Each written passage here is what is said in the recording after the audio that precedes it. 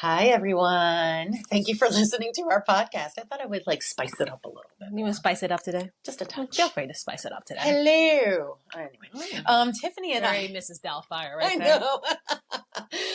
Tiffany and I give our all to this podcast, as you can see, with curating information, researching platforms, and creating a show with the best up-to-date information that we can. We have a vested interest in the growth and health of your business and hope you feel the same way about us. Would you like to produce a show? Yeah, you would.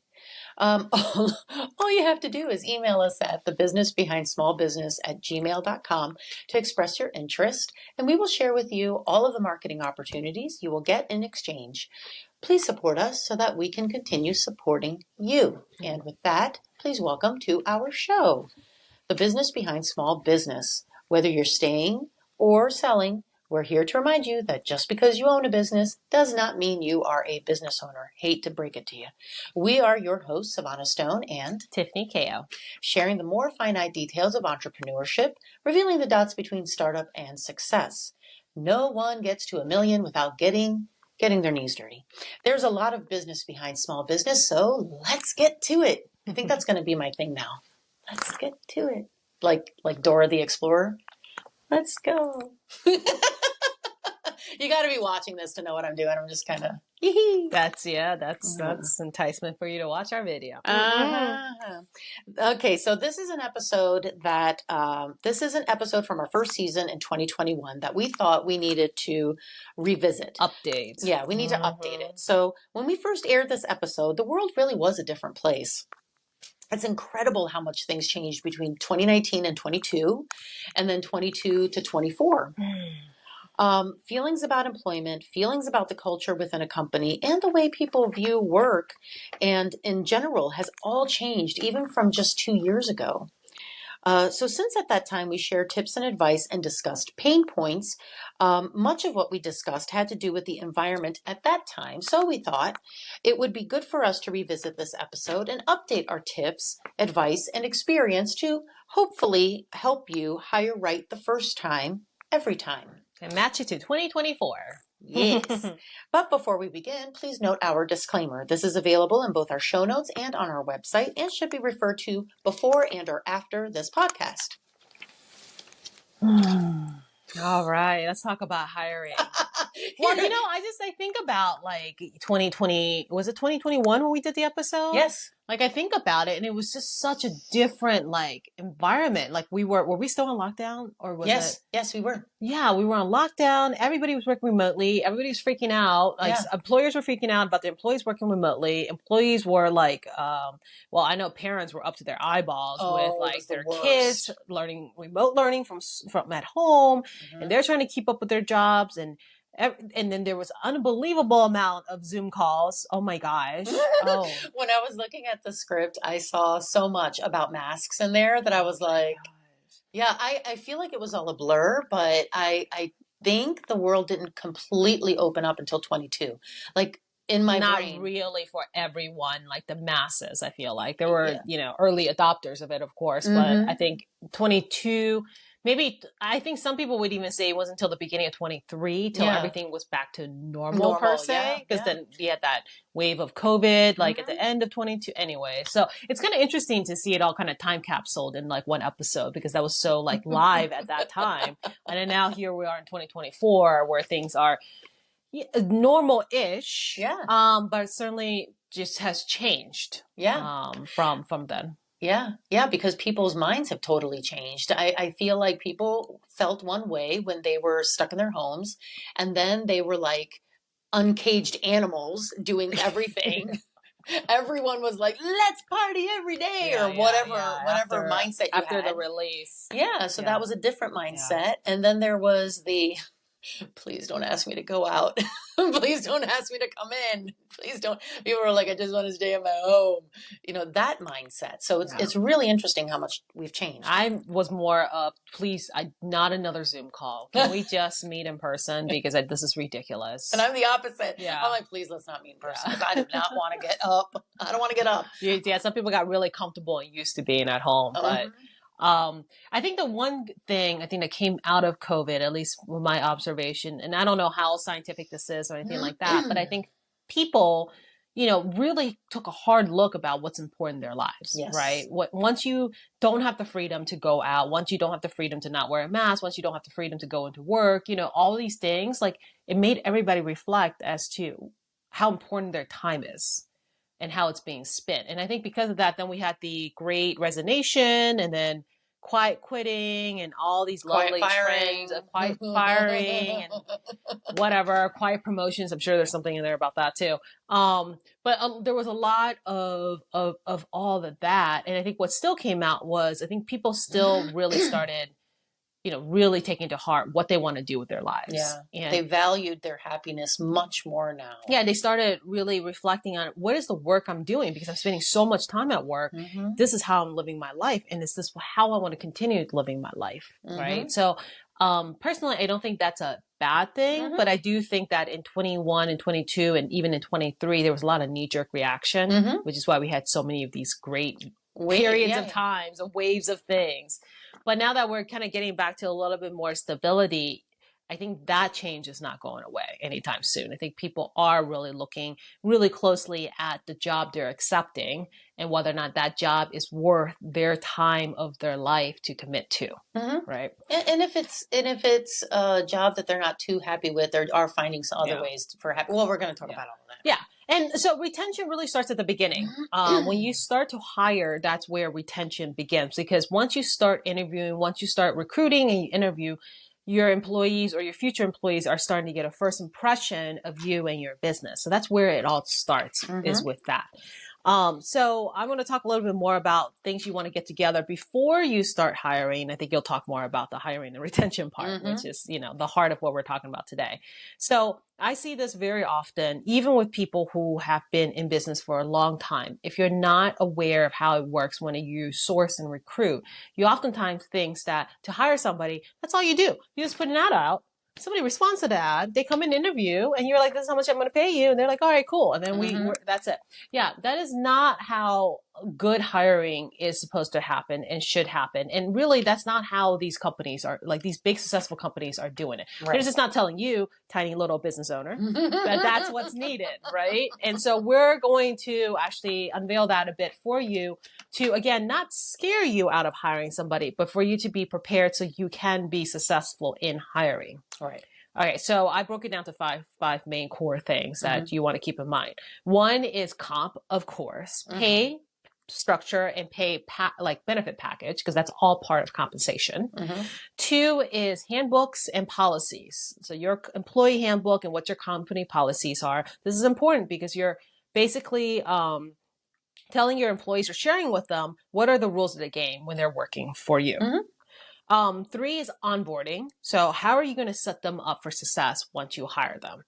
And we'll go into why you want to think about it now before you start hiring versus panicking after they say yes, maybe. Right. Or just not doing anything, which is what a lot of owners do, is they just do nothing. And they're like, what do you mean? You're a grown adult. You can go figure it out. Fourth is culture. So what environment will they be working in, and how do they fit in to contribute to your culture? And then 5 is performance evaluation process. How would they be evaluated? Meaning what is expected of them, and what is the path of progression in their career in your company? Sounds heavy. Yeah. It's really not that. It's really not very doable. It's a one-time setup. Once you have it for most of these things, like you can hire the second, third, fourth, 10th, whatever. It's that first one where people go in completely unaware. Then they never do any of this, even at the 5th employee and 10th employee, and they're wondering why they're putting out fires all the time. Right. So I'm going to go into how do you actually get these things together. Well, actually, I'm going to go into why you need to get this stuff done before you hire, right? Because here's the thing. People are really smart these days. If you hire people, they can sense that you don't have your shit together. I I mean, it's the truth. And if you hire people and like I said, you don't have these things already together, eventually retention, which is what the key of today's, talk is going to be a problem. Right. You're just not going to be able to retain people in the long run. And you got to remember that your job offer, your job position, this job these employees are taking on, it affects their livelihood. So, you want to be able to, well, to be quite honest, you want people not just to say yes to anything you offer them, because that's a red flag right there. But you want people to be really thoughtful when they're in these interview process. You want them to choose to accept your job offer, because then they'll stick with you longer throughout. It's weird to say it this way, but it's kind of like dating. Uh-oh. It is, but it is kind of like dating. Like, you guys are both kind of sussing each other out. Yes, you want to make really sure that you're gonna like eyeing each other out at the interview, going, "Are you really my match? Do I want to stick with you for a long time?" Yeah, because when you look at it, like, successful dating, successful marriages have a lot to do with the kind of with a healthy partnership. In a lot of ways, you're an employer is also based on trust and partnership. Yeah, how good you guys can work together. Yeah. Exactly. And while you're interviewing them, like you said, they're interviewing you. And you want people like that. Because again, if somebody just says yes to everything, there's a level of despotism there that you should feel like it's a little, not a great idea, right? So what happens is they'll start asking you really intelligent questions about your culture, about the job, about the expectations. And if you don't have any of that ready, you may miss out on a really good hire. Yeah. This is why you want it to be ready before you start recruiting, so you actually have answers to those questions. Okay, so now we're going to go over how do you get those 5 things together. So this is the part you want to pay attention to, because this is how you're going to solve that problem, right? Yep. So compensation and pay. You don't have to guess, guys. And don't go out there and just ask the next 5 people what do they think pay should be, right? There's actual statistics and pollings and surveys that are done. There are data that are aggregated for you to see what is the pay for the position in the industry in your location. There is no guessing that needs to be done. Right. So tools like ZipRecruiter, Indeed, Glassdoor, Salary.com, all these, you may have to pay a little bit something, but that's okay. Just think about the information you get. Right. It's kind of worth it. Yeah, all these will tell you kind of what is the normal pay out there for what experience, for what this position is. And if you can't find exactly what you need, hire a recruiting company or HR specialist. They have access to special tools that can tell you exactly what other people are being paid. Yeah. So you can then decide, what do you want your pay to be now that you know what everybody else is doing? And that's really powerful. And to be clear, compensation doesn't mean just like salary pay. It also means benefits. It also means just what other perks you may have. Whatever perks you have, right? So just you want to think about all of that. The second thing is handbook or policies. Okay, first of all, yes, there are templates online. Now, handbooks and policies aren't just about letting the employees know the rules of the game. It's actually more than that. It's about compliance with labor laws, and also about protecting you as the employer. So there's a lot more into a handbook than just pulling a template off online and be like, oh, I'm going to fill in the blanks and this is what I'm going to get my employees to sign. Right. So if you're going to modify it, at least have an expert look over it. Some kind of HR specialist, somebody to look over to make sure you have everything as you need in there. If it's not a friend, then hire somebody. It's totally worth it. And if you're planning on running payroll, because you're going to need a company to run payroll, please do not DIY it yourself. No. Okay. And I'm not 100%, and tax accounts can cancel me. I'm not 100% subscribing to the fact that tax accounts can run it for you either. No. Right. So I prefer like a platform like ADP, Paychex, Gusto, any one of those, local, QuickBooks regional, even does it too. QuickBooks, Paylocity, whatever, right? Have a payroll company do the payroll for you. And most of the times they'll have somebody that is an HR specialist that will specifically just put together your handbook for you as part of the, payroll package. And that is just as good too. And oftentimes they will also automatically pay your taxes as well. Yeah. Well, that's why you set want it up that way. That's why you want a payroll company. Yeah. That's why you want a full service payroll company. Yeah. They can set it up for you. A mess with taxes. That's certainly not payroll tax. No, they may take a while to come back to you about your income tax, but payroll tax is fast and it is relentless. You will get lots of mail and collection calls once you miss that, and penalties and fees. So do not mess with payroll taxes. Yep. All right. The third thing is onboarding process. So how do you get together your onboarding process? Now, this is probably more on you as the owner than anything else, especially if you're a small business, because only you know kind of what does the employee need to know in order to be successful in the position that you've created for them and what you want them to do. And then after you decide on that, then you need to decide on the best method of delivery. Is that video? Is that PowerPoint? Is that classroom? Is it one-on-one? Is it a combination of all of those things? Is it a combination of all of those things? Yeah, you got to decide what's the best, most effective method of communication with that.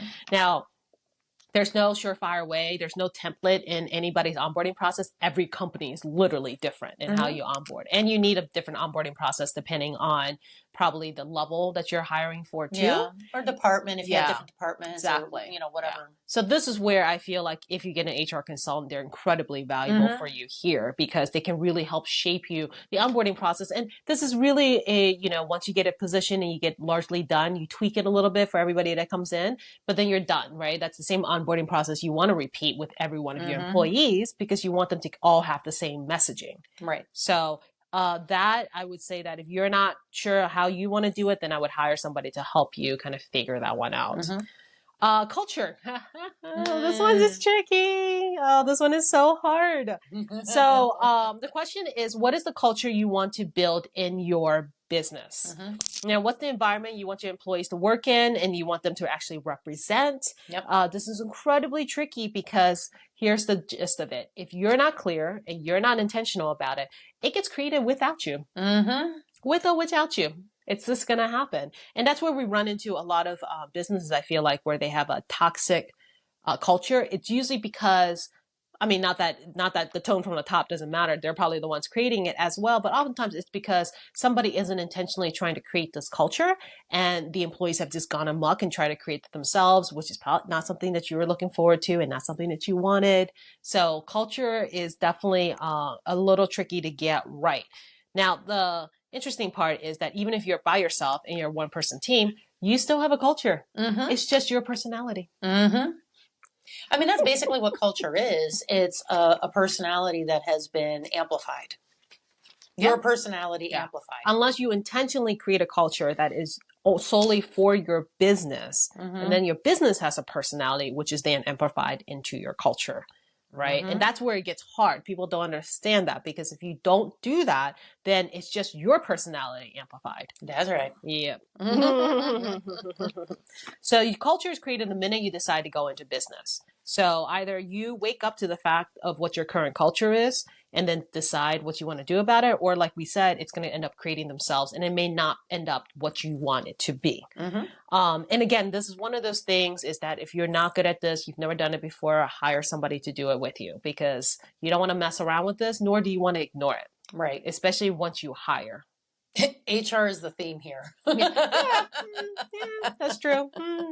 All right. And the last but not least is performance evaluations. So why this is so key is this is really the alignment of expectation that is the key to your employee success. So you being clear on what you expect from them helps them know where they're supposed to put their efforts. Right. Right. And then being transparent on how their performance will be evaluated will actually guide them on where to put their focus on.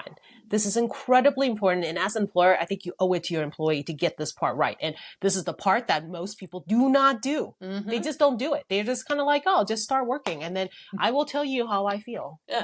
Maybe. Would you want to work in an environment like that? Probably not. No. Sounds a little bit, a little shifty there.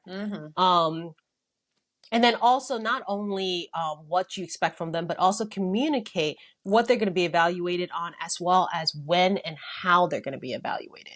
So again, not whenever I feel like it, but maybe every quarter or every year you have an actual formal sit down. I am a big believer of constant feedback, right? So nobody should be shocked and surprised when you're not happy with their performance or they're not doing what they should be doing. Because you decide to save up all your feedback until the end of the year. That is not how it's supposed to work. But it is good to have actual formal sit downs and check-ins along the way so you can formally present the evaluation. You could talk about performance so it becomes a conversation. Now, again, this is kind of hard. It is a soft skill that you have to train at. I know my HR consultant kicked my butt to make sure that I understood how this works. But, you know, if you're not willing to train in it, or you're just not that type of person, then again, this is where an HR consultant is great. They can come in and they can facilitate these performance evaluations for you, as well as set up the structure for you. And this is something you really want to tell the employees you want to hire. And it also makes them feel like you know what's going on. Makes them feel a little safer to say yes to your job offer. Yep. So let's round out the 5 things that we just discussed, and then we're going to kick it over to Sevana to actually talk about the hiring and the retention of your employees. So it's compensation, which includes compensation and pay. It's your handbook and company policies. It's onboarding process. 4th thing is culture. And last but not least is performance evaluation process. Right. All right, over to you. All right. So I'm going to talk a little more about the details of hiring, and then some ideas on how to retain your employees and how to make them feel how they can feel your culture. Especially, it's really hard when you have a bigger business, or if you have a business where people are working in different places, or if they travel a lot, or if you're remote. It's really difficult to create a culture in that manner when people aren't all in the same place. So I know we're talking a lot about culture, but culture really is at the core of retainment. Your people need to feel good about where they work, whether or not they are working right next to you.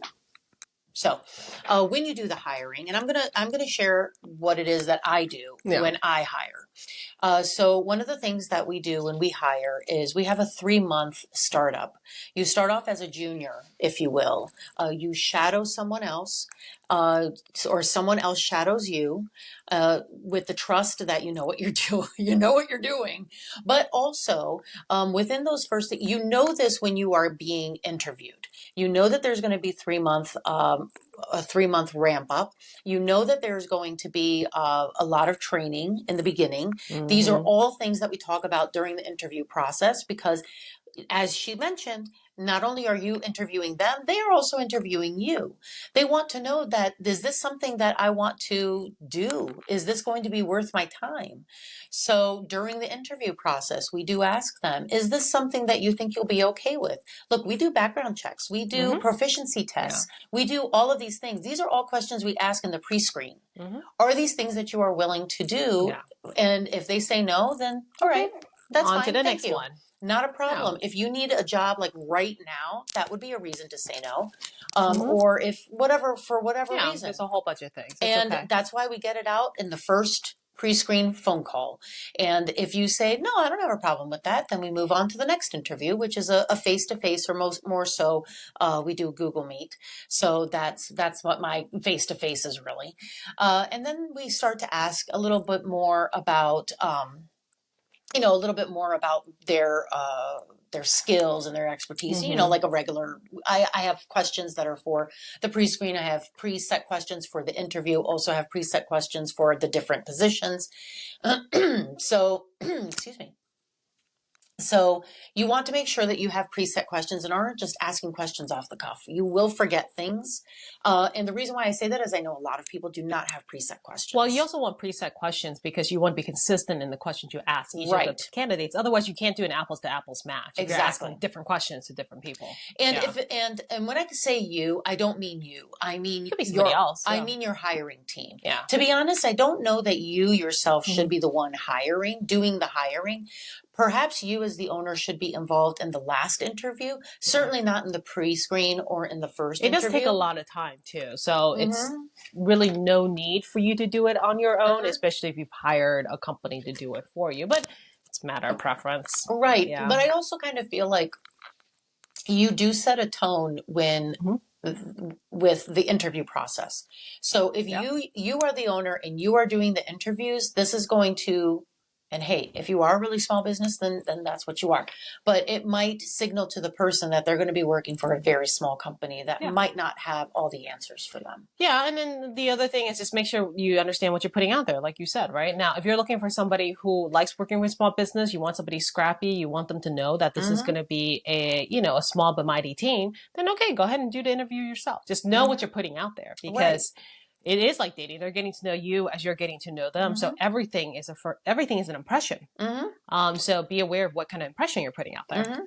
And as a business owner, it's okay to not know all of the answers, but you should know the answers of how your company is run. So if someone is asking you a question about, well, what do you do in this situation, or what would I do in this situation, you should know the answer to that. So if your company has experienced a surge in employment or a surge in business and your processes haven't been able to keep up, I highly suggest that you either pause your search, or if you haven't started your search yet, then update your processes to ensure that your processes are ready to go for the person that you are hiring. And you're hiring, and when I say processes, I don't just mean the processes of your company, I mean your hiring processes as well. So it's important that the message in your core, your vision, is articulated the same by your hiring team, by your HR, and by you. You everybody has to say the same thing. When a candidate is interviewing with you, as we say, and we keep saying, they're measuring you just as much as you are measuring them. So when they ask a question about processes or about culture in your company, the message or answer should be the same, regardless of who's conducting the interview. Okay, so speaking of which, for your hiring team, it's important that everyone goes through the same hiring process. That goes for the candidate you got off of Indeed and your neighbor's son who just graduated college. I know a lot of businesses who say, "Oh, I know him. I'll just hire him in." No.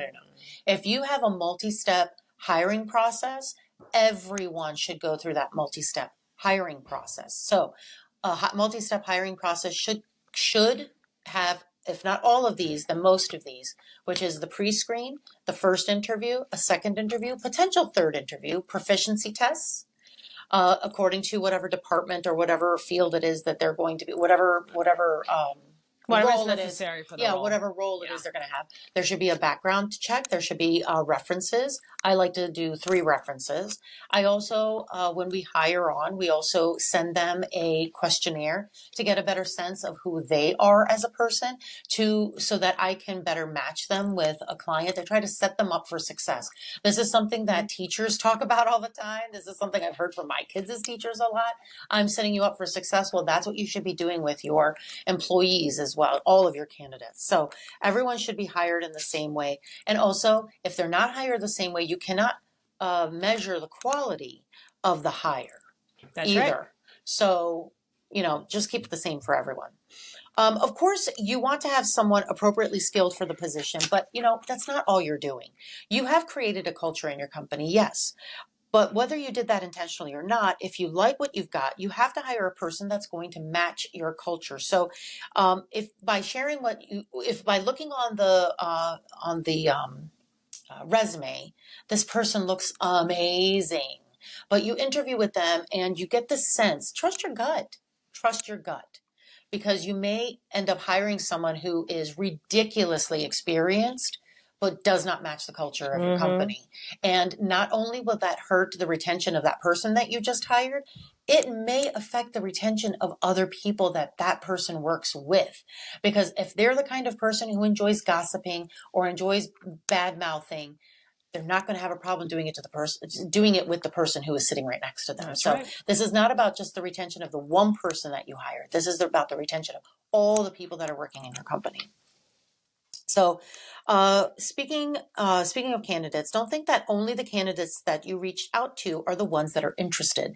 Know that some people are passive. They might have passive personalities, and some people believe that the hiring person should reach out to them. So there are no hard and fast rules in that. Take a look at all of the applications and reach out to the ones that really speak to you. I don't mean like physically or literally. I mean the ones that you feel really good about. The only thing I would say is, to add to that, is just you got to follow up. Yeah. Right. Yeah. Like they're interviewing elsewhere too. So if you find somebody good, don't sit on it for a week. Just at least follow up and touch in to let them know that you're still interested and you're still going through your evaluation process. That way they can consider that, because maybe if they really hit it off with you and they really want a job with you, but they're getting offers from somewhere else because they've gone through interview processes before you may lose out on them because they felt like you ghosted them because you never reached back out to them and never followed up. Or maybe they're holding out on you and they just lost the opportunity to get a better job from someone else when you called them finally and said, sorry, we pass on you. Yeah. That's not nice. Just be respectful. It goes both ways. Lastly, you want to build a team that's going to last. So don't discount who you already have. If you have an employee that could shift to a new position, if they have certain skills, consider hiring internally as well. Or maybe you can split responsibilities between persons to act on their strengths. Flexibility in the workplace is more important now than it has ever been. People are so stressed out now that with nearly every living cost having almost doubled. So do what you can to make them feel like they can have one solid foot in the world you've created and one solid foot in the world that they want to live in. So before we move on to the raw truth, we want you to be a part of our conversation and let us know what you want to hear. Send us questions or comments to our email, thebusinessbehindsmallbusiness@gmail.com, to ask questions related to our show, or just let us know how much you love us.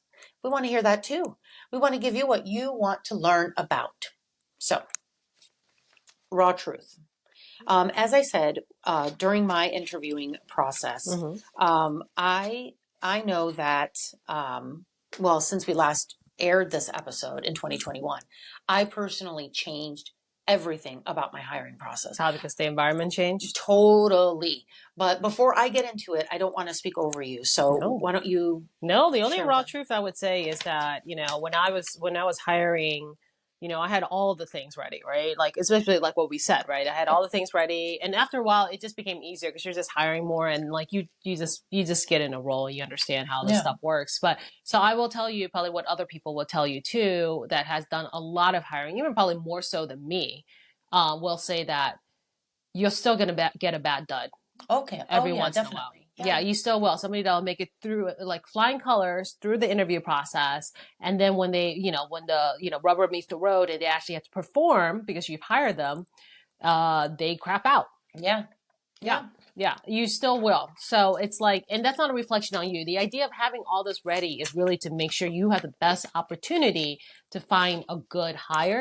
Doesn't always mean it's going to shield you from the bad one because somebody's going to slip through. And, personality tests and all that, like they'll still figure out a way through. So, I've certainly had that experience too, where one of my employees, went through the interview. I did all the reference checks, did all of the things. Everybody gave him glowing reviews.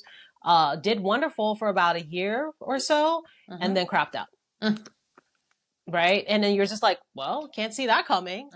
So just know that's just something that can happen. I feel like you should forgive yourself because oftentimes you're going to think that, oh man, what could I have done differently? Oh, what did I do? But don't blame yourself. And just know people will turn over too, right? I mean, even some of my happiest employees that were really happy with their job had a life change. They had to move out of state or they had to move out of country and things change. And unfortunately, you're sad to see them go. They're sad to go, but don't take that as you didn't do a good enough job. It just is. People's lives change. Right. Yeah. So I'm just going to go through my hiring process again and then some of the things that I do for retention. Sure. So one of the things, or rather we do the pre-screen, get it out of the way of what it is you're going to be going through in order to work for us. And if you're cool with the whole rigmarole, then awesome. Let's move on to the first interview. During the first interview, we ask a lot more technical questions based on the job itself. Second interview is usually done with me on it. We don't generally get to a third interview unless we really can't decide between two candidates. Usually I talk to them about what the job itself is going to, what it pertains to, what you're going to be doing. And hey, are you okay with this? Are you okay with this? Is a lot of what I say. Are you cool with that? Are you okay with taking on that kind of, because I want to make sure that you're going to be comfortable and you're going to be happy. Because before I started hiring people, I obviously was the only person working for my company, and I wanted to make sure that I created a company that fit my life. And then when I was in a place where I could start hiring people, I kept that very close to my heart, that I want to make sure I create an environment that fits a person's want, just as much as it fit mine, just as much as my company fit what I wanted. So we do have a video that we send out when you get hired that gives you that outlines the onboarding process. From the very first day exactly all of the things that it's going to take before you start working with a client. Then we do, we send that out to you. We go over the company manual or the company handbook. We go over the training manual together. I ask you if you have any questions about any of it. I don't go through it line by line, but do you have any questions about it? And then our operations manager reviews with you for a week, basically holding your hand. Then the second video call that we do, you meet your mentor. I feel like a mentorship program has been vital to retention, because then they can ask that person questions that they maybe don't feel comfortable asking me. And then that person is also doing the exact same thing they are doing. So then again, they can say, how do you guys do this? How do you guys do that? And I think that that's really awesome. And for 3 months, you are basically in a contract mode. Like, are you going to like this? And after 3 months, we do an evaluation. How did you enjoy working for us? And then how did we enjoy you working for us? And then it's after that that you become a true employee of our company. And that has proven amazing. It has been amazing so far. I mean, again, knock on wood, knock on all of the things. But now you are working in those 3 months, but you're working with someone shadowing you. And that's important, because in my field, and I'm sure many of our listeners also have a secure field or somewhere where you just can't afford them to make a big mistake. So it's good to have somebody that's supervising them. Yeah. So agreed. Yeah, so that's what we do. And with that, we are going to take our break. And then after that, we will move on to our famous example. Wouldn't it be great to hear the sound of us promoting your business for you right here on our show? Of course it would. You can have that and more by producing a show or multiple shows. All you have to do is email us at thebusinessbehindSmallBusiness@gmail.com to express your interest, and we will share with you what you will receive with your investment. You'll have the opportunity to have your name and the name of your business mentioned multiple times on our show, having your company logo on our social media, along with details on how to get in touch with you and other marketing opportunities as well. Please support us so that we can continue supporting you. In each episode, we like to connect a famous example to our discussion to help you relate our talking points on a more global and well-recognized scale, revealing the dots between the living room startup and the success story on the cover of Forbes. Sometimes we use exact examples of either famous persons or successful business owners of today or in history, and sometimes we use examples of people who inspired us and have inspired today's discussion. Yeah, my example today is Netflix. Company culture. It's really widely known for innovation, freedom, responsibility, and it is encapsulated in something called a Netflix culture deck. It was actually published online by the CEO, Reed Hastings, and then later on it became a book called No Rules Rules, Netflix and the Culture of Re-Innovation. So I thought that was pretty interesting, but like a few things about how they built its culture is actually kind of cool. There's quite a bit to it, so I'm just gonna pick a couple just because I don't want to go read the book, but I don't want to keep everybody online on here way too long. Do you have a link that you can share in the show notes if people want to go through it? Maybe not. Yes, for the book. Haha. But now we can probably list the main points, right? So I'm just going to go over one or two of the 7 that they have, essentially. So they have something called a keeper test.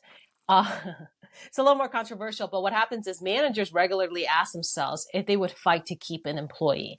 And the answer is no. The company provides a severance package to the employee and shows them the door. And the idea is to ensure that only the most dedicated and high-performing individuals remain, fostering a culture of excellence. I don't hate it. I don't dislike it. Because sometimes it's, like I said, sometimes people start slipping over time, and it's hard. If you want high performers want to be in an environment with other high performers. Yeah. All right, here's another one. It's called No Tolerance for Brilliant Jerks. I love it. The idea is no matter how talented somebody may be, if they cannot fit into the culture of teamwork and respect, they cannot stay at the company. So that's basically what I was saying with the whole, their resume may be sparkling, but Yeah, watch out for the sparkling resumes and the lackluster personalities in interviews. That happens all the time, right? Because these days, especially with AI, I'm sure people are AIing their resumes all the time. So it probably sounds spectacular, but then you meet them and you're like, oh. Oh. Okay. So the no tolerance for brilliant jerks really is about interpersonal dynamics and positive working environments, which I would imagine for companies, tech companies, especially innovative companies like Netflix and whatnot, I'm sure they're an attraction for brilliant people. And we all know brilliant people they don't come with large egos, right? No, not at all. Yeah. So I guess it means keep your ego at the door, right? Check your ego at the door, essentially, right? And then the last one that I wanted to share, which I thought was pretty cool, was evolution over time. So, of course, their culture is not static. It evolves, and they know that. And they actually push that. They continually refine their practice and policies to suit its growing size and changing dynamics as a company. They often take into account feedback from the employees and they take it seriously and they make changes accordingly to make sure that culture remains the cornerstone of Netflix's success. Yeah, it's very, very cool. Yeah, very cool. Well, I wanted to see if there were options or other examples that I could use that were not the same as what I had used 3 years ago. I did find a great link which lists a ton of businesses that have a really different and entirely cool experience in their recruiting process. So that's going to get linked in the show notes. And the one that stood out to me the most was Amazon. So Amazon's hiring process has multiple steps, which includes online assessment tests, virtual interviews, and on-site tests. The final decision comes from the hiring committee, which consists of a panel of personnel that were a part of the evaluation process, the interviewers and the test conductors, for example. The interview questions reportedly vary in type and difficulty, and it makes the process challenging. Amazon's interview process is influenced by its leadership principles, including customer obsession. And candidates are given a test on those principles. Yeah. The applicants for engineering roles are rigorous coding challenges, which include pre-interview tests and coding and design challenges. So that'll basically show, do you cut the mustard or not? Booking.com really impressed me as well in how they attract the candidates. So Amazon's great in the interviewing process. Yeah. Booking.com is great in the attraction of the candidates. So according to greenhouse.io, candidates can explore career options and watch videos introducing their prospective teammates. Check out a day in the life at various offices and even learn about how certain product decisions were made. So it's less about the saying and more about the seeing.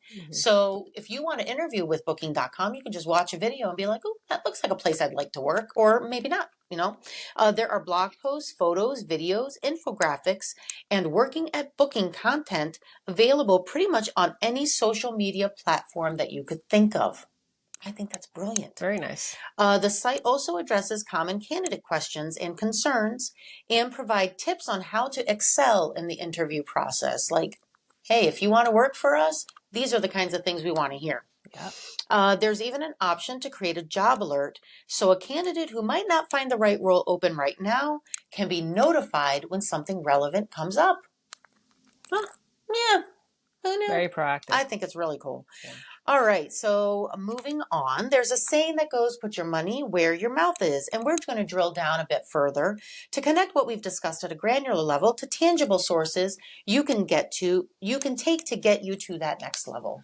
Yeah, I mean, I definitely have a couple books to recommend. I mean, a lot of this is actually, of course, things you have to put in practice. But I think hearing from other people what they recommend is probably a great way to start. So first book I recommend is Who? A Method for Hiring. It's by Jeff Smart and Randy Street. And what they have is a systematic approach to hiring and focusing on the candidates that fit your company culture and actually can excel in their roles, right? Which sounds like it's spot on to what we're talking about today. Yeah. All right. The second book is called Work Rules, Insight from Inside Google that will transform how you live and how you lead.